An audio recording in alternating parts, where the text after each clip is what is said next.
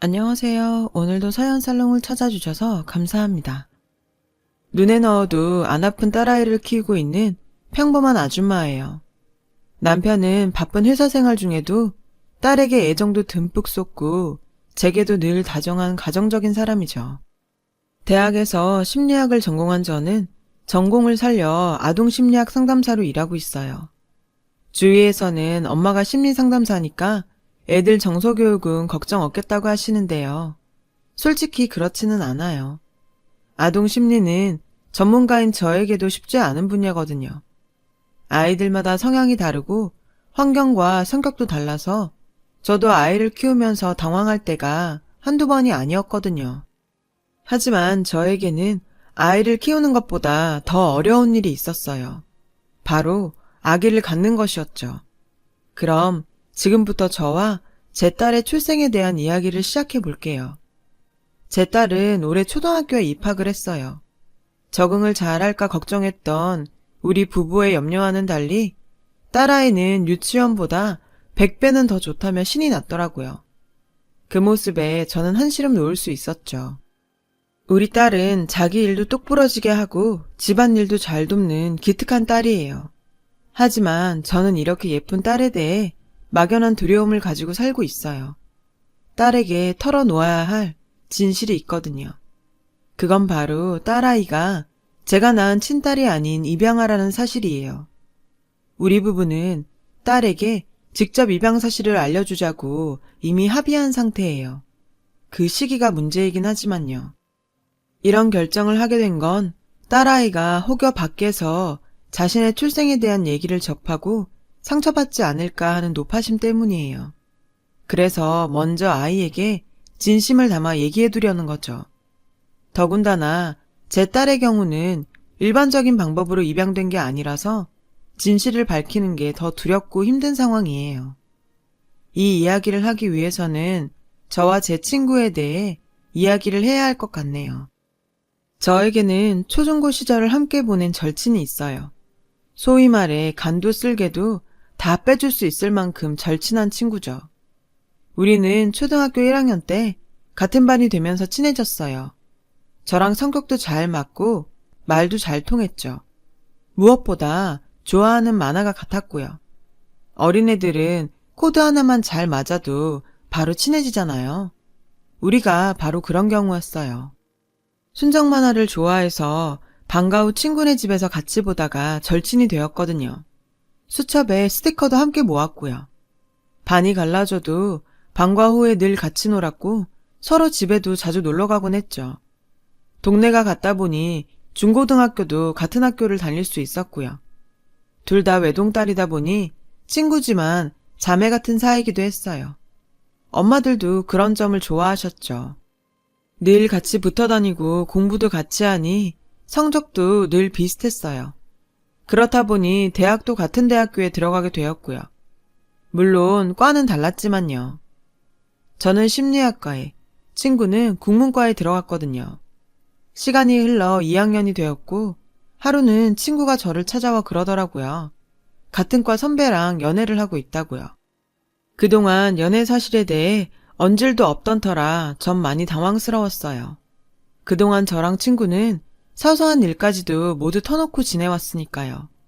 하지만 이렇게 된 거 축하해 주었죠. 대개 여자들은 연애를 시작하면 상대에 대한 얘기를 하루 종일 떠들기 마련인데 친구는 신기하게 만나는 남자에 대해 말을 아끼더라고요. 하지만 행복해 보여서 그런가 보다 하고 넘어갔어요. 나 오빠랑 결혼하고 싶어. 진짜 이렇게 의지할 수 있는 남자는 세상 어디에도 없을 것 같거든. 오빠라면 내 인생을 믿고 맡겨도 될 것 같다는 생각이 들어. 친구는 결혼에 대한 확신이 차 있었어요. 저는 아직은 나이가 어리니까 진지하게 생각하고 천천히 결정해도 늦지 않을 것 같다고 얘기해 주었어요. 그리고 2학년 2학기가 되었죠.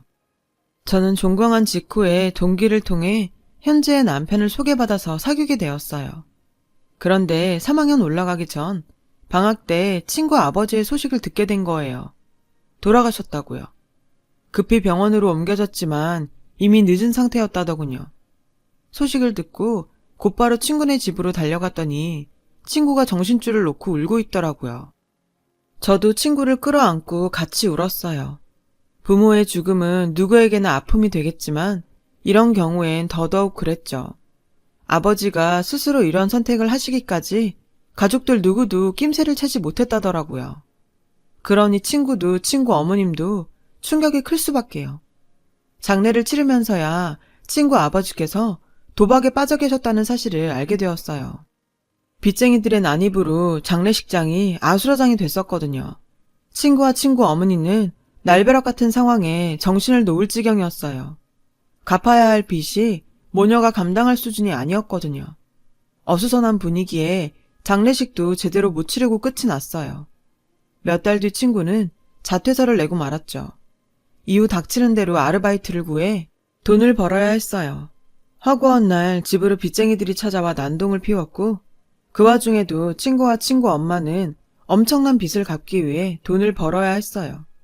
제가 할 수 있는 일이라고는 그저 친구 곁에서 위로해주고 밥도 제대로 못 챙겨 먹는 친구를 위해 반찬을 싸다 나르는 정도가 고작이었죠. 친인척과 지인들로부터 손절을 당한 모녀에겐 남은 건 저희 가족뿐이었죠. 이런 안쓰러운 상황에 저희 엄마는 제 손에 몇백만 원을 들려보내시기도 했어요. 하지만 밑빠진 독에 물붓기였죠. 빚은 갚아도 줄지 않았고 상황은 절망적이었죠. 그런데 친구 아버지 일주기를 앞두고 상황이 바뀌었어요. 그동안 일하느라 연락이 뜸했던 친구가 제게 만나자고 연락을 했더라고요. 약속 장소로 나가보니 그 사이 친구의 얼굴이 많이 밝아져 있더라고요. 다행이다 싶기는 했지만 왠지 걱정이 되기도 했어요. 그동안 돈 아낀다고 자판기 커피도 제대로 못 마시던 친구가 글쎄 커피며 피스 케이크까지 잔뜩 시켜놨더라고요. 그리고는 대뜸 이러지 뭐예요? 현진아, 나 결혼해. 상견례도 마쳤고 바로 식 올리기로 했어. 솔직히 당황스러웠어요. 빚 갚는 것도 버거워서 허덕이는 애가 결혼이라니요. 결혼 비용은 또 어쩌고요. 그동안 오빠가 계속 결혼 얘기를 했었어. 난 집에 빚도 많고 해서 계속 거절해왔는데 오빠가 빚 갚아주겠다더라. 오빠네 집안이 넉넉해서 그 정도는 해줄 수 있다고 말이야. 처음엔 거절했는데 나도 이젠 지쳤고 이 지긋지긋한 생활에서 벗어나고 싶어서 결혼하기로 했어. 나 한심해 보이지? 나도 알아. 하지만 이렇게라도 빚 청산하고 새롭게 살고 싶어. 시댁에서도 내 사정 아니까 혼수는 걱정 말고 몸만 오라더라고. 정말 고마운 분들이지. 결혼을 한다는 친구는 조금도 행복해 보이지 않았어요. 인당수에 팔려가는 심청이 같았죠. 정 그런 친구가 걱정이 됐지만 이미 날짜까지 잡은 마당에 제가 뭐라고 한들 무슨 소용이겠어요. 그저 친구가 힘든 상황으로 인해 온전한 판단을 하지 못하고 결혼을 탈출구처럼 여기는 게 안타까울 뿐이었죠. 게다가 저는 오빠라는 사람을 본 적이 없어서 정말 믿을 수 있는 사람인지 걱정도 됐고요. 이런 제 마음을 알았는지 친구는 좋은 사람이라며 걱정 말라고 하더군요. 친구의 그런 모습에 내심 걱정을 하면서도 축하한다는 말을 해주었어요. 친구의 결혼 소식을 들은 저희 엄마도 놀라셨어요. 바로 친구 엄마를 찾아가 이혼사 괜찮은 거냐고 물으셨죠. 아주머니는 딸애를 위해서라도 이게 최선인 것 같다시며 우시더래요. 아무래도 많이 기울어지는 혼사다 보니 혹여 딸이 시집가서 구박이라도 당하지 않을까 걱정되는 모양이었어요. 부모로서 그게 제일 가슴 아프시다고요. 저희 엄마는 기본 혼수라도 해가도록 돈을 보태주겠다 하시고는 집으로 돌아오셨어요. 결혼은 놀랄 정도로 빨리 진행됐어요. 그리고 마침내 결혼식 날이 되었죠. 저는 엄마를 모시고 식장으로 향했어요. 신랑 측이 잘 산다더니 신랑 측 하객이 어마어마하더라고요. 인류 호텔에서 이런 규모로 식을 올릴 정도면 재력이 상당한가 보다 했죠. 저는 친구를 보러 신부 대기실로 갔어요. 친구 혼자 덩그러니 앉아있더라고요. 그런 친구를 보니 마음이 짠했지만 애써 웃으며 친구 곁으로 갔어요. 절 보자 친구는 환하게 웃더군요. 자퇴하고 친구들과 연락이 끊어져서 아무도 초대를 못했다며 너라도 와주어서 얼마나 기쁜지 모르겠다며 울먹이더라고요. 걱정과 달리 친구의 결혼식은 다행히 잘 끝났고 저도 조금은 마음을 놓게 되었죠. 그런데 신혼여행에서 돌아오고 얼마 뒤부터 친구가 변해버렸어요.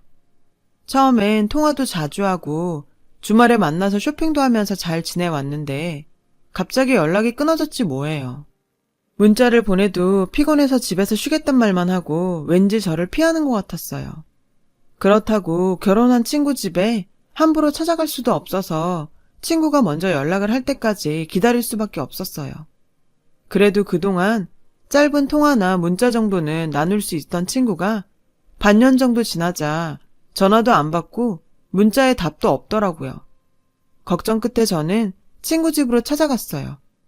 고급 빌라여서 그런가 입구에서 막더군요. 다행히 인터폰으로 친구와 대화를 할 수 있었어요. 그런데 미안해. 오늘은 남편이 일찍 들어오는 날이라서 못 만날 것 같다. 잠깐만 얼굴 보고 갈게. 잠깐이면 돼. 하지만 끝내 친구는 미안하다며 거절을 했고 전 그대로 돌아올 수밖에 없었어요. 분명 무슨 일이 있는 것 같았지만 친구와 만날 수도 없으니 자초지종조차 물어볼 수가 없었죠. 내내 친구가 걱정되긴 했지만 저도 졸업학기라 취업까지 맞물려 더 이상은 신경을 쓰지 못했어요. 그렇게 제 일로 바쁘게 지내다 보니 친구와는 점점 멀어지게 되었죠. 그러다 졸업식을 앞두고 친구 집으로 찾아갔더니 이사를 가고 없더라고요. 깜짝 놀라 친구에게 전화를 했더니 없는 번호라는 메시지만 흘러나왔어요. 친구 엄마한테도 전화를 해봤지만 아주버니 번호도 없는 번호라고 나오더군요. 집으로 가봤더니 이사를 갔는지 텅 비어 있었어요. 하루아침에 친구와 친구 엄마는 세상에서 증발해버린 것 같았죠. 화도 나고 배신감도 들더라고요. 나는 걔한테 친구이기는 했나 싶더군요. 엄마는 사정이 있었을 거라고 저를 위로해 주셨지만 솔직히 그땐 아무 말도 귀에 들어오지 않았어요. 그리고 얼마 뒤 저는 대학교를 졸업했고 바로 취업에 성공해 아동상담소에서 사회생활을 시작하게 됐어요. 남친은 건축사무소에서 일을 시작해 자리를 잡은 상태였고요. 제가 일을 시작하고 반년 정도 지났을까? 남친이 프로포즈를 하더라고요. 내심 기다렸던 바라 바로 승낙을 했어요.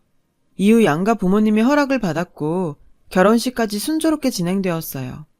결혼식 날이 되니 더욱 친구 생각이 간절했어요. 내 결혼식에 당연히 있을 거라고 생각했던 사람이 내 곁에 없다고 생각하니 가슴 한구석에 허전하고 마치 추억이 사라진 기분이 들더라고요. 그런 제 마음을 알았는지 남친은 한참을 제 곁에 있어 주었어요. 덕분에 전 마음의 안정을 찾을 수 있었고 무사히 결혼식을 치를 수 있었어요. 그렇게 신혼생활은 시작되었어요.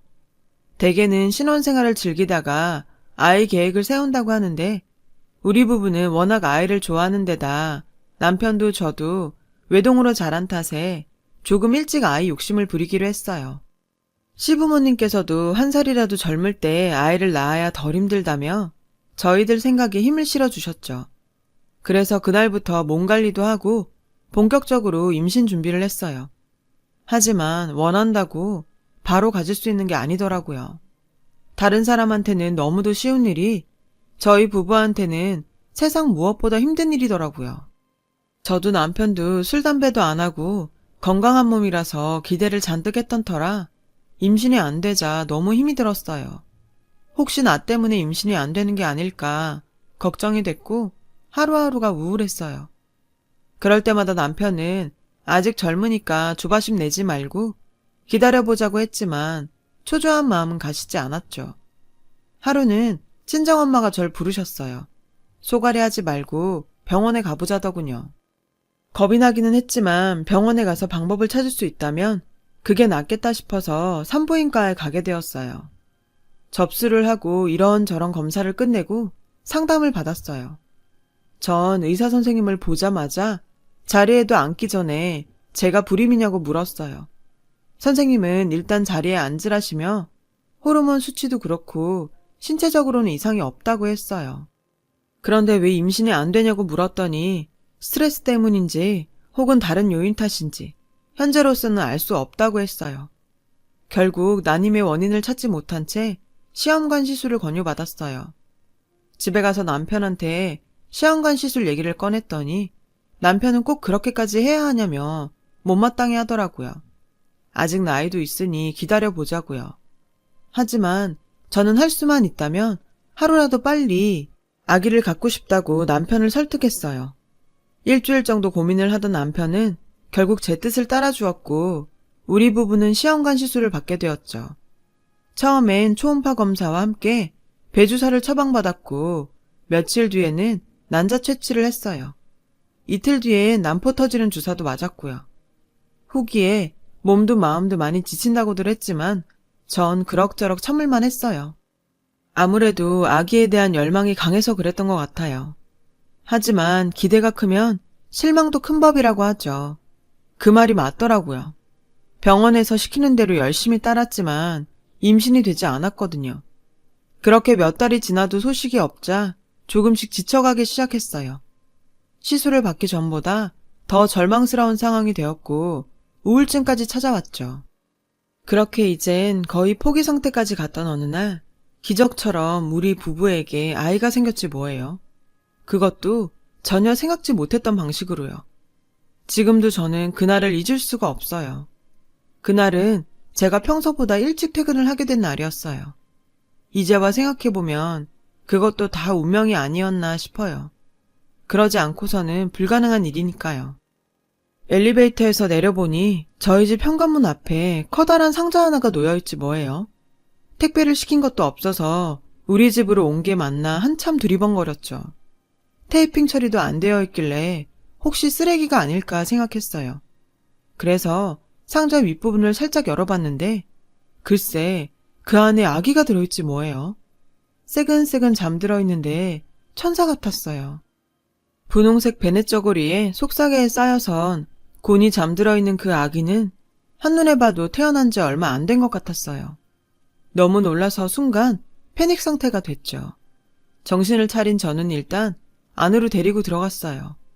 그리고는 엄마한테 전화를 걸었죠. 엄마는 일단 경찰에 신고부터 하라고 하셨어요. 저도 처음엔 그럴 생각이었죠. 그런데 아기가 고사리 같은 손으로 제 옷깃을 꼭 쥐고 있는데 그 모습을 보니 차마 아이를 품에서 떼어낼 수가 없더라고요. 마치 살기 위해 필사적으로 절 붙잡는 것 같았어요. 그래서 한참을 아기를 안은 채 그대로 서 있었죠. 아기의 심장 소리가 고스란히 전해졌고 신기하게도 어느새 제 심장박동과 속도가 같아지더라고요. 그렇게 한참을 아이의 심장박동을 느끼고 있자니 그런 생각이 들었어요. 누구는 죽어라 노력해도 가질 수 없는 아기를 남의 집 문 앞에 버리다니 그런 건 부모도 아니라고 말이죠. 하늘이 무심하다는 생각이 들었어요. 간절히 아이를 원하는 우리 부부에게는 그렇게 노력을 해도 안 주시더니 왜 하필 원치도 않는 사람에게 아기를 주셔서는 이렇게 버림받게 하셨는가 하고요. 처음부터 저희에게 주셨더라면 이런 일은 없었을 거 아니에요. 저는 아기를 안방 침대에 눕혔어요. 곤히 잠든 아기를 보니 눈을 뗄 수가 없었죠. 어쩜 이렇게 예쁜 아기가 있을까 한참을 넋을 놓고 바라보는데 순간 그런 생각이 들었어요. 어쩌면 아기를 갖지 못하는 우리 부부를 위해 하늘이 점지해준 아기가 아닐까 하고요. 솔직히 남의 집 대문 앞에 아기를 버렸다는 건 출생신고가 되지 않은 아기일 확률이 높잖아요. 입양법이 바뀌어서 출생신고가 되지 않은 아기는 입양조차 할 수 없기에 남의 집 대문 앞에 버렸을 테니까요. 엄마 말대로 경찰에 신고를 해봤자 아기는 시설에서 살아야 할 운명이었죠. 그럴 바엔 우리 부부가 아기의 부모가 되는 게 낫겠다는 생각을 했어요. 그래서 경찰에 신고를 미루고 남편이 퇴근해서 돌아오기만을 기다렸죠. 인간이야? 자기 자식을 버리다니. 남편은 아기를 보자마자 울분을 참지 못하더라고요. 눈에 넣어도 아프지 않을 이 어린 걸 어떻게 버릴 수 있냐며 얼굴도 모르는 아기 부모를 향해 독설을 날렸죠. 전 그런 남편한테 제 생각을 전했어요. 그러자 남편은 잠시 말이 없더라고요. 표정으로 봐서는 자신도 그러고 싶은 마음이 있는 것 같았어요. 젖병을 물고 있는 아기에게서 눈도 떼지 못했거든요. 그 모습을 보니 용기가 나더라고요. 혹시 나중에 부모가 찾으러 올 걸 대비해서라도 시설에 보내는 것보다는 우리가 키우고 있는 게 낫지 않을까? 안 오면 우리가 계속 키우면 되고. 제 말에 남편은 흔들리는 것 같았어요. 자신이 생각해도 아기를 시설에 보내는 것보다는 그 편이 나을 것 같다더군요. 그래, 그럼 일단은 우리가 맡아서 키우자. 이후의 일은 나중에 처리하고. 그렇게 우리 부부는 집 앞에 버려졌던 아기를 키우게 되었어요. 처음 몇 달은 혹시 아기 부모가 찾으러 오지 않을까 전전긍긍하며 보냈죠. 그렇게 반년이 지나고 1년이 지나도록 아기 부모는 오지 않았어요. 그러는 사이 우리 부부는 아기에게 이름도 지어주고 완전한 부모-자식 관계가 되어버렸죠. 그렇게 1년이 지난 어느 날 저희는 양가 부모님과 상의 끝에 아기를 호적에 올리기로 했어요. 법적으로 온전히 저희 딸이 된 거죠. 처음엔 누구 자식인지도 모를 아이에게 거부감을 느끼던 부모님들은 나날이 자라는 딸아이를 보며 서서히 마음을 열어주셨어요. 부족한 저를 대신해 육아에 많은 도움도 주셨고요. 그렇게 우리 부부와 아기는 가족이 되어갔습니다. 육아는 생각만큼 쉽고 간단한 일은 아니었어요. 아기의 생활 패턴에 맞춰 살아야 했기에 밤낮 없이 뜬 눈으로 보내야 하는 시간이 많았으니까요. 그럼에도 하루하루가 행복했어요. 남편도 퇴근하면 현관에 들어서는 순간부터 딸아이를 찾을 정도였고요. 비록 내 배로 낳은 아이는 아니었지만 마음만큼은 분명 우리 딸이었어요. 딸아이는 건강하게 무럭무럭 잘 자랐고 집안 분위기도 전보다 훨씬 밝아졌어요. 모처럼 집안에 아기 우는 소리가 들리자 웃을 일도 많아졌고 저도 남편도 생활에 활력이 생겼어요. 언젠가 한 번은 시아버님이 저희 딸을 안아보시며 이러시더라고요. 세상에 어디서 이런 복덩이가 왔노. 딸아이가 없었더라면 지금의 이런 기쁨도 없었을 거라며 당시 저희의 선택을 지지해 주셨죠. 어느덧 딸아이는 3살이 되었어요. 저는 친정엄마와 시어머니의 도움으로 다시 일도 시작하게 되었어요. 그러던 어느 날 출근 준비를 하고 딸을 데리고 친정집으로 향하려는데 누군가 밖에서 문을 두드리더라고요. 문을 열어보니 처음 보는 남자가 밖에 서 있었어요. 마침 남편은 먼저 출근을 한 터라 저는 조금 긴장이 되었죠. 누구냐고 물었더니 김현진 씨인가요? 하고 대묻더군요. 그렇다고 했더니 남자가 잠시 뜸을 들이다가 그러는 거예요. 저 서연희 씨 남편 되는 사람입니다. 깜짝 놀랐어요. 제 친구 이름이었거든요. 게다가 이 남자는 제가 아는 친구 남편이 아니었어요. 저는 거짓말 말라고 했죠. 남자는 2년 전 재혼을 했다더군요. 저는 일단 친구 안부부터 물었어요. 어디서 어떻게 살고 있는지를요. 그러자 남자는 어두운 표정으로 말없이 제 딸아이를 보더라고요. 순간 기분이 꺼림직해서 전 딸아이를 제 뒤로 숨기고는 출근을 앞두고 있던 터라 시간이 없으니 나중에 따로 연락을 하겠다고 했어요. 그랬더니 혹시 저 아이가 딸인가요? 하고 묻는 게 아니겠어요? 그렇다고 했더니 갑자기 남자가 울음을 터뜨리며 오열을 하더라고요. 그 모습에 불길한 생각이 들었어요. 일단 주변 눈도 있고 해서 저는 남자를 집 안으로 들였어요. 직장에 전화를 해서 몸이 안 좋아 출근을 못할 것 같다고 전하고는 남자와 소파에 마주 앉았어요. 남자는 소파에 앉아 한참을 울다가 마음을 추스르고는 입을 열었죠. 와이프는 몇 달 전에 죽었어요. 순간 머리를 세게 한 대 맞은 것처럼 정신이 몽롱해졌어요. 제게 안겨있던 딸아이가 칭얼거리는 바람에 정신이 들었죠. 그리고는 나도 모르게 눈물이 흘렀어요. 조금씩 감정이 격해지자 주체할 수 없을 정도로 울음이 터져버렸어요. 제가 울자 딸아이도 울음을 터뜨렸죠. 딸아이를 끌어안고 한참을 울고 나니 남자가 그러더군요. 아내가 죽기 전에 편지를 남겼어요. 아무래도 현진 씨한테 남긴 편지 같아서 이렇게 찾아오게 됐습니다. 그리고는 제게 편지 한 장을 건넸어요. 저는 딸을 잠시 내려놓고 편지를 읽기 시작했죠. 친구의 필체로 적힌 편지에는 충격적인 내용이 적혀 있었어요. 도저히 믿을 수 없는 일들이었죠. 행복한 결혼 생활을 하는 줄 알았던 친구는 불행한 생활을 하고 있었더라고요. 결혼 전 그렇게 다정했던 친구의 남편은 결혼 후 본색을 드러내기 시작했대요. 친구가 자기 뜻에 따라 살기를 요구했고 요구가 받아들여지지 않자 폭언과 폭력에 가까운 검열이 시작되었죠. 아침 저녁으로 체중을 재기하고 100g이라도 늘면 난리를 쳤대요. 옷도 남편이 골라주는 옷만 입을 수 있었고 립스틱 색깔도 남편이 원하는 색만 바를 수 있었죠. 특히나 남편 외에 다른 남자랑 말도 못하게 했다더라고요. 한 번은 택배기사와 몇 마디 주고받았다고 일주일 내내 외부와 연락도 못하게 했었대요. 처음엔 저랑 만나는 정도는 봐주더니 언젠가부터는 그마저도 못하게 했고요. 그러던 어느 날 친구는 자기 집에 찾아온 친정 엄마한테 남편과 이혼을 하고 싶다는 얘기를 했고 그 얘기를 들은 남편이 방으로 들어와 친구에게 폭력을 행사한 거죠. 친구 남편은 이 사실이 외부에 알려지지 않도록 친구 엄마까지 데리고 이사를 했다는 거예요. 친구가 소리 소문 없이 사라졌던 건 그 때문이었죠. 이사를 간 곳은 인적 드문 곳에 위치한 전원주택이었어요. 차 없이는 밖으로 나갈 수 없는 곳이었죠. 얼마 뒤 친구는 임신을 했고 산 딸을 앞두고 친구 엄마가 세상을 떠나셨대요. 친구 남편은 출산 날짜가 가까웠던 친구를 장례식장에 오지도 못하게 했고 엄마의 발인이 있던 날 그 친구는 출산을 하게 되었대요. 그런데 충격적인 건 그 다음이었어요. 자신의 딸이 남편 밑에서 자라는 걸 원치 않았대요. 그래서 조리원에서 아기를 데리고 도망쳐 나와 딸아이를 다른 곳으로 옮겼다고 하더라고요. 믿을 수 있는 건 현진 씨 뿐이었대요. 그래서 현진 씨 집 앞에 아기를 놓고 왔다고 하더군요. 그 말에 전 들고 있던 편지를 바닥에 떨어뜨렸어요.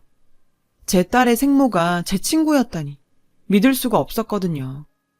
그런데 왜 저한테 직접 안 오고 아기만 두고 간 거죠? 사정을 말했더라면 제가 친구를 도와줄 수 있었을 텐데. 그랬다간 전 남편한테 들킬 것 같아서 딸을 지키라고 말을 안 했다고 하더군요. 친구는 딸아이를 저희 집 문 앞에 두고 혹여 남편한테 뒤를 밟히지 않을까 싶어 바로 동네를 떠났다고 해요. 남편을 피해 서울을 떠나 부산으로 향했고 거기서 지금의 남편을 만났고요. 전 남편과 이혼을 하고 떠난 게 아니라서 혼인신고는 하지 못했다고 했어요. 마음의 안정을 찾게 된 친구는 잦은 복통으로 병원을 찾게 됐고 대장암 진단을 받았죠. 발견 당시 이미 많이 진행된 상태라 수술은 불가능했대요. 집에서 반년가량 투병 생활을 하다가 잠든 것처럼 세상을 떠났다고 하더군요. 친구 남편은 49제를 마치고 친구의 짐 정리를 하다가 편지를 발견했고 그 길로 저를 찾아온 거였어요. 자신이 죽으면 저를 찾아가 고맙다는 말을 전해달라고 했던 친구의 유언을 따르려고요. 친구 남편은 제 딸아이를 한참이나 바라보다가 돌아갔어요. 생각지도 못했던 사건의 전말을 듣게 된 저는 하루 종일 아무것도 할 수 없었어요. 퇴근 후 집에 돌아온 남편은 우리 딸의 생모가 제 친구였다는 얘기를 듣곤 역시나 놀라서 아무 말도 못하더군요. 그 주 주말 우리 부부는 딸아이를 데리고 부산으로 내려갔어요. 그리고 친구 남편과 함께 친구가 있는 낙골당으로 갔어요. 친구의 유골함 앞에서 펑펑 우는 절 보며 딸아이도 함께 울었고 전 환하게 웃고 있는 친구의 사진 앞에서 마음속으로 빌었어요. 아이는 우리 부부가 잘 키울 테니 그곳에서는 아무 걱정 말고 행복하게 잘 지내라고요. 그리고 언젠가 아이가 이 모든 상황을 이해할 수 있는 나이가 되면 그때 친엄마에 대해 이야기해주겠다고요. 엄마는 너를 너무 사랑해서 나에게 너를 보내준 거라고 말이죠. 모르긴 해도 제 딸이라면 제 친구의 마음을 알아줄 거라고 믿어요. 주저리 쓰다 보니 우리 딸을 믿고 딸아이에게 잘 얘기해 줄 수 있는 용기가 생깁니다. 제 사연을 들어주셔서 감사드려요. 들어주신 분들 모두 더 힘차고 씩씩하게 그리고 더 행복하게 사시길 바랍니다. 여러분, 사연 댓글에 응원과 현명한 조언 부탁드려요. 좋아요와 구독은 저에게 큰 힘이 됩니다. 오늘도 좋은 일 가득하세요.